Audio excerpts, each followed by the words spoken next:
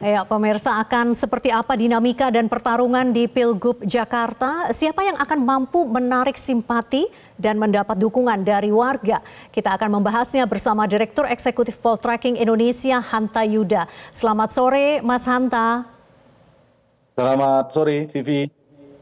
Mas Hanta, hari ini pasangan Pramono Anung, Rano Karno, dan Ridwan Kamil Suswono ini sudah resmi mendaftar ke KPU. Ini artinya pertarungan di Pilgub Jakarta akan kompetitif. Tapi saya mau mulai dulu dengan sebuah pertanyaan. Banyak orang ini bertanya kenapa nama Pramono Anung yang akhirnya dipilih PDIP. Padahal belum lama Anies sebelumnya santer disebut akan didukung oleh PDIP. Kenapa ya, Mas? Ya, pertama Pramono Anung memiliki unggulan dari sisi karakter PD Perjuangan, terutama Ibu Megawati, Vivi, dalam menentukan proses kandidasi di PD Perjuangan, biasanya mengutamakan kader. Jadi mengutamakan aspek kaderisasi, dan Pramono Anung menjadi jawaban itu. Sementara di sisi yang lain kita tahu Anies Baswedan memiliki beberapa catatan titik pisah, sulit mempertemukannya. Satu, ada cross ideologi antara Anies dan PD Perjuangan. Yang kedua, ada persilangan semacam karakter politik. Satu sisi kita tahu PDI Perjuangan kerap kali menentukan segala sesuatunya adalah Ibu Mega. Bahkan istilah yang akan dicalonkan harus menjadi petugas partai. Wakilnya pun ditentukan oleh seorang Megawati yang menjadi veto player atau figur sentral PD Perjuangan. Nah, sementara Anies Baswedan memiliki karakter sebaliknya, kerap menjaga jarak dengan partai, dan pengalaman di koalisi perubahan ketika di Pilpres yang lalu itu diserahkan kepada Anies untuk menentukan siapa wakil dan seterusnya. Sehingga titik temu ini menurut saya sulit untuk dipertemukan. Lalu yang ketiga, kita tahu dari sisi basis ideologinya juga, basis pendukungnya, ceruk pemilihnya, antara Anies dan PD Perjuangan itu kan juga berseberangan.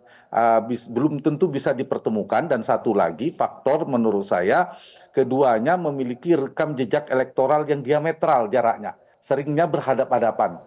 Kita ingat di 2017 di mana Pak Ahok dan Pak Anies sangat keras sekali pertarungannya, mereka berhadapan antara PD Perjuangan dan Anies Baswedan. Ditambah terakhir faktor eksternal, barangkali di detik-detik terakhir ada upaya lobi politik, trik dan intrik politik dari faktor eksternal yang membuat PD Perjuangan semakin tidak menjauh atau semakin tidak memungkinkan untuk mendukung Anies di Jakarta.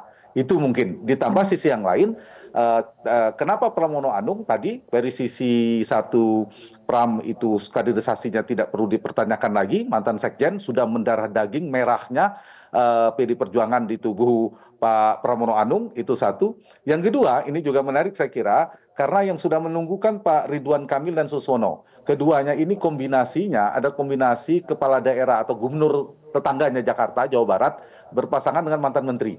Nah, kombinasi Pramono dan Rano ini juga sama dibalik, yaitu mantan menteri atau pejabat setingkat menteri, sekretaris kabinet, berpasangan dengan gubernur tetangga juga, yaitu Gubernur Banten. Jadi paling tidak itu bisa mengimbangi dari sisi rekam jejak untuk dijadikan semacam tawaran yang akan ditawarkan kepada pemilih Jakarta. Begitu, Vivi. Baik, Mas Hanta. Pramono Rano selama ini belum masuk dalam pantauan survei kandidat Pilgub Jakarta.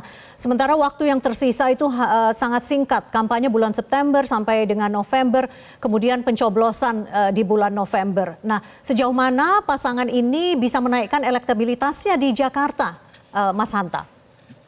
Ya, Kak Vivik, jika Pilkada Jakarta berlangsung seminggu lagi atau kurang, saya berani memprediksi pemenangnya ada Ridwan Kamil Suswono. Tetapi karena Pilkada Jakarta kelihatan masih dekat tetapi cukup dinamis, dan kita ingat pada 2017 itu Anies baru 2 bulan menjelang pemungutan suara baru merangsek ke nomor urut 1. Artinya masih mungkin dinamis, masih mungkin ada dinamika politik di mana ada pertumbuhan elektoral pada pasangan Pramono dan Rano. Dan kalau dibandingkan begini cara bacanya, ketika sebelum kita bicara siapa penantang Ridwan Kamil dan Suswono, berlawanan dengan calon independen itu mutlak menangnya. Di data survei poltreking terakhir itu Ridwan Kamil di atas 50%, sementara calon independen Pak Dharma berpasangan dengan Pak Kun itu hanya 1, sekian persen. Tapi kalau disimulasikan melawan kota kosong itu tidak terlalu jauh. kisarannya 48 sekian persen versus 40%. Nah, hati-hati dengan yang pemilih Anies yang tidak terakomodir ini.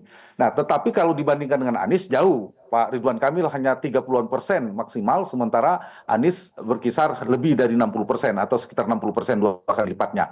Nah, berangkat dari sini maka Pramono Rano ini memiliki potensi. Potensinya apa? Kalau kita bicara untuk membandingkan dua kekuatan ini, ada 3 faktor yang sangat menentukan kemenangan. Satu faktor kekuatan mengkapitalisasi atau membranding personality dari kandidat, baik isu, programnya maupun personalnya. Nah, yang kedua adalah kemampuan menggerakkan mesin partainya, mana yang paling efektif, dan ketiga adalah tren perilaku pemilih terkait dengan migrasi ceruk pemilih.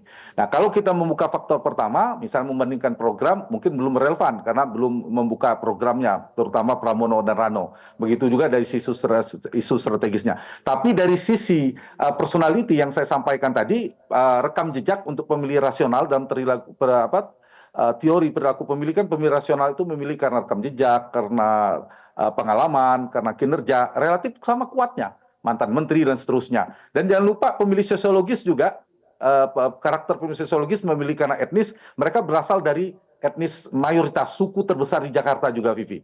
Dan misalnya kombinasi Ridwan Kamil, Sunda, itu nomor 3 terbesar, berpasangan dengan Susmono yang Jawa, nomor 2 terbesar di Jakarta. Pasangan Pramono ini Jawa, Rano adalah Sidul anak Betawi, dari Betawi. Ini juga mayoritas nomor 1 dan nomor 2 yang terbesar. Mereka bisa mengkapitalisasi. Yang kedua, kalau dilihat ini yang menarik untuk menjawab pertanyaan Vivi tadi, adalah dari sisi mesin partai dan ceruk pemilihnya. Mesin partai dari yang menjadi potensi bagi Ridwan Kamil, dia didukung oleh koalisi besar. Meskipun belum tentu ada fenomena split ticket voting.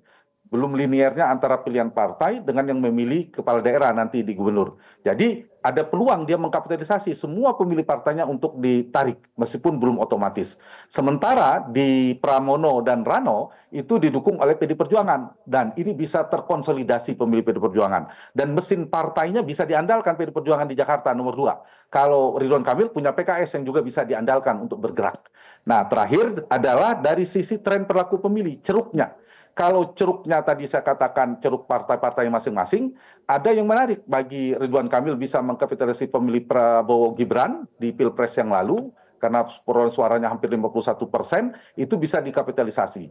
Dan, nah ini yang membuat bisa berimbang sebenarnya, Pramono dan Rano itu bisa mengkapitalisasi pemilih Anies Baswedan yang seandainya Anies betul-betul tidak maju, itu diakomodir.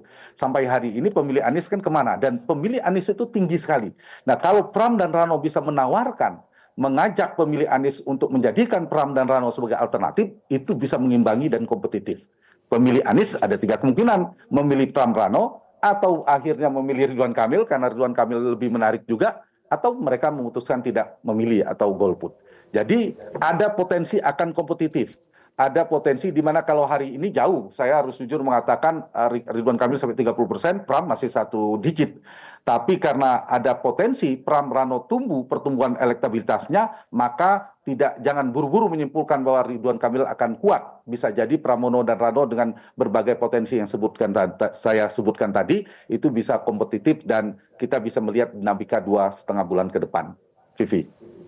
Mas Hanta, tadi Anda mengatakan masih ada potensi, masih ada waktu walaupun singkat ya, bahwa basis pendukung Pramono dan Rano ini akan meningkat dan bisa juga menarik suara dari pendukung Anies. Nah, apa yang harus dilakukan katakanlah untuk pasangan Pramono Rano Karno untuk menarik suara dari pendukung Anies, Mas Hanta? Ya, kata kunci dari kemenangan Pramono Rano sebenarnya strateginya bukan di pemilih PD Perjuangan. Untuk mengkonsolidasi pemilih PD Perjuangan itu sangat mudah karena pengaruh PD Perjuangan yang sangat kuat, basis pemilih PDIP, apalagi Pramono adalah PD Perjuangan, Rano juga ada PD Perjuangan, jadi tidak ada persilangan, semua pemilihnya beririsan, bisa terkonsolidasi. Kunci kemenangannya justru ada di pemilih Anies. Karena pendukung Anies itu lebih dari separuh dari Jakarta datanya, bisa 60%. Nah, pertanyaannya memang ini pertanyaan paling mahal buat Pramono dan Rano yang ditanyakan oleh Vivi itu adalah pertanyaan kunci untuk kemenangan. Bagaimana menarik pemilih Anies? Nah, karena itu yang harus salah satu saya kasih semacam uh, uh, kunci jawaban lah kira-kira yang harus disasar oleh Pramono dan Rano adalah bagaimana menumbuhkan sentimen oposisi. Jadi membuat terkonsolidasinya kekuatan oposisi. Jadi kalau ditarik dalam konsensus politik nasional, pemilih-pemilih Anies ini kan satu sisi berdiametral dengan pendukungnya Prabowo Gibran, yang di mana Pak Prabowo, Pak Jokowi berada di belakang koalisi Kim Plus ini. Nah, kalau berhadapan, maka PD Perjuangan adalah satu dari kekuatan yang merepresentasikan secara resmi kekuatan politik oposisi. Dan Anies Baswedan adalah representasi kekuatan oposisi. Sementara hari ini kan pendukung Anies juga mungkin kecewa juga dengan PD Perjuangan. Itu komplikasi dan problemnya. Nah, kalau misalnya dalam waktu 1 bulan ke depan bisa mengkapitalisasi sentimen itu, kemudian pemilih Anies bisa bermigrasi, berpindah, menganggap bahwa Pramono Rano itu menjadi alternatif dari Anies Baswedan yang tidak mendapatkan celah untuk maju, maka itu bisa berpotensi meningkatkan pertumbuhan dari sisi membangun sentimen pemilih tadi. Tapi itu tidak mudah karena kita tahu di Pilpres mereka juga punya tripolar, tiga poros yang berbeda, Ganjar, Anies, dan Prabowo. Nah, tetapi dari sisi semangat oposisinya mereka bisa mengkapitalisasi itu. Yang kedua, saya kira yang juga bisa dikapitalisasi dari sisi Pramono dan Rano adalah bagaimana mereka mengkapitalisasi dari sisi rekam jejak, kinerja, tetapi ini juga berat karena Ridwan Kamil juga memiliki rekam jejak yang kuat. Tetapi yang paling mungkin, yang paling ikannya paling banyak, potensi pemilih paling besar adalah pemilih Anies Baswedan. Seandainya saja ini, tapi ekstrim belum tentu. Anies Baswedan, tapi kan Anies juga kecewa, pendukungnya juga kecewa, Vivi. Tapi seandainya Anies menyatakan mendukung Pramono dan Rano, maka pemilihnya mungkin akan cukup bermigrasi. Jadi salah satu yang akan menggeser itu pengaruh Anies Baswedan. Menjadi penting di mana arah dukungan Anies menjadi salah satu variabel yang bisa menjadi pengepul pergeseran suara pemilih Jakarta.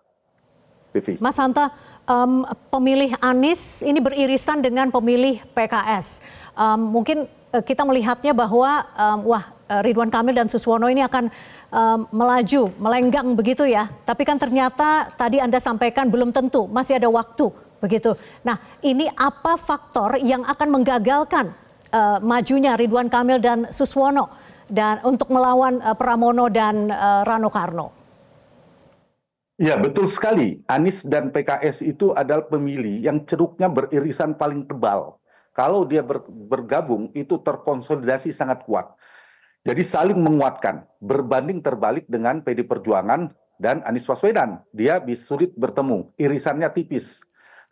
Yang tebal itu adalah Pak Ahok tentunya dengan pemilih PD Perjuangan. Nah, yang menarik dari pertanyaan Vivi tadi menurut saya adalah pemilih PKS itu mungkin bergeser dari Anies, pun sebaliknya pemilih Anies juga bergeser dari yang disebutkan. Apakah pemilih PKS alias struktur PKS bisa menggeser semua pemilihnya untuk mendukung Ridwan Kamil? Belum tentu. Kalau kader jelas, karena militansi sistem di PKS pada keadilan sejahtera sangat kuat. Istilah Qiyada wal Jundia itu di mana antara pemimpin dan jamaahnya itu ngikut sangat vertikal, top down, itu pasti ngikut. Tapi itu levelnya kader, tidak untuk simpatisan. Simpatisan jauh lebih besar jumlahnya daripada kader PKS. Kader itu mungkin langsung ke Ridwan Kamil, ngikut, suka atau tidak suka. Tapi kalau pendukung atau simpatisan yang banyak, belum tentu. Bisa jadi dia menunggu arah Anies Baswedan. Karena mereka lebih memiliki daya tarik magnetnya ke Anies Baswedan. Itu menjadi tantangan. Meskipun PKS selain kader, adalah kadernya itu bisa dikapitalisasi untuk bergerak. Melakukan door to door dan sebagainya barangkali. Tapi dengan demikian pemilih PKS itu terbelah. Kader atau lapisan yang makin dekat ke kaderannya itu mungkin bisa digeser oleh struktur PKS ke Ridwan Kamil. Tapi semakin ke tengah, semakin lepas, hanya sekedar simpatisan, itu menunggu arah Anies Baswedan. Kemana pemilih ini bisa jadi akhirnya ke Ridwan Kamil kalau ada strategi bagus, atau ke Rano Karno dan Pramono dan Rano Karno seperti yang saya sebutkan tadi, mereka menjadi alternatif. Atau mereka akhirnya kedua-duanya sama saja tidak memilih. Itu dari sisi pemilihnya. Jadi pemilih Anies juga betul akan berkurang diambil oleh PKS, tapi saya punya kesimpulan tidak mungkin seluruh simpatisan PKS akan bergeser ke Ridwan Kamil. Karena itu, sekali lagi saya katakan pemilih Anies itu paling banyak di PKS, tapi juga berasal dari partai lainnya. Dan split ticket voting, di mana tidak liniernya antara pemilih partai dengan pemilih gubernur nanti sangat tinggi. Kalau semuanya linier, tidak ada fenomena split, maka sudah bisa disimpulkan pastilah Ridwan Kamil Suswono pemenangnya. Tapi ini fenomena kan sangat besar berdasarkan data. Tidak semua pemilih Gerindra, pemilih Golkar itu ke Ridwan Kamil. Pasti mungkin ada yang ke Pramono sebagai alternatif. Jadi begini simpulan sementaranya, belum tentu yang memilih Pramono dan Rano ini semuanya suka dengan Pramono Rano. Bisa jadi mereka tempat tumpahan kekesalan, kekuatan oposisi yang menganggap Ridwan Kamil dan Suswono didukung oleh koalisi besar. Jadi mereka menganggap tidak suka dengan kekuatan besar itu, atau kontra Jokowi Prabowo, itu bisa larinya ke Pramono Rano. Apalagi ditambah dengan faktor Anies. Nah, pergerakan Anies di detik-detik 1-2 bulan ini, kalau Anies tidak maju, menjadi menarik untuk kita tunggu sebenarnya. Seperti apa peta Jakarta. Mas Hanta, menurut Anda, apakah Anies akan deklarasikan dukungan kepada salah satu calon? Melihat karakter Pak Anies, saya belum melihat tendensi ke sana. Pilihan ekstrim seperti Mas Anies akan pindah ke PD Perjuangan berbaju merah, saya menyaksikan. Mungkin Pak Batik Merah iya, tapi menjadi kader PD Perjuangan seperti Andika maju di Jawa Tengah, menurut saya kecil, dan itu terbukti Anies tidak melakukan itu. Nah, kalau Anies juga melakukan hal yang sama, Pak Anies sebenarnya dalam konteks Jakarta, saya harus mengatakan adalah instrumen eskalator untuk menuju 2029. Pak Anies membutuhkan panggung strategis agar kartu politiknya tetap hidup di 2009, bisa terus running menjadi capres seperti kemarin. Nah, posisi Gubernur Jakarta adalah salah satu. Sebenarnya Pak Anies tidak kiamat politik. Bisa jadi sedang memikirkan harus Jakarta betul strategis, tapi jangan habis-habisan di Jakarta, pasti berhitung. Mungkin ada panggung strategis yang lain yang bisa dipikirkan alternatifnya seperti apa. Nah, saya ingin menjawab pertanyaan tadi. Apakah Anies akan mendukung ke salah satu? Kalau hitungannya pasti menuju kemenangan, dan itu mendukung dua hal, memberikan dampak atau insentif elektoral kepada Anies dalam perjalanan menuju 2009, atau itu tidak mengganggu ritme pencalonan pilpresnya, itu diambil. Tapi kalau itu sebaliknya memberikan dampak atau mudarat politiknya jauh lebih besar, menurut saya tidak diambil Anies. Karena itu kemungkinan untuk ekstrim mendukung ke salah satu, saya memprediksi sementara tidak ada tendensinya, Vivi. Tapi kalau mungkin secara tidak langsung mengirimkan kode-kode politik atau secara relawannya kemana, itu mungkin saja. Tapi akan mendukung kemana secara langsung seperti Pak Ahok yang pernah menjadi gubernur dan maju di Jakarta, mengantar Pak Pramono Anung, kemudian Ridwan Kamil tadi diantar oleh Pak Hidayat Nur Wahid, mantan calon gubernur Jakarta, itu kan jelas keberpihakannya posisi partainya. Nah, Pak Anies untuk lebih jelas, terang, secara ekstrim mendukung gitu, menurut saya agak kecil kemungkinan, dan itu tidak terlalu menguntungkan Anies Baswedan dalam konteks Pilpres 2009 mendatang. Direktur Eksekutif Poltreking Indonesia, Mas Hanta Yuda, terima kasih atas waktu Anda untuk Metro hari ini. Selamat bertugas kembali. Jelajahi cara baru mendapatkan informasi. Download Metro TV Extend sekarang.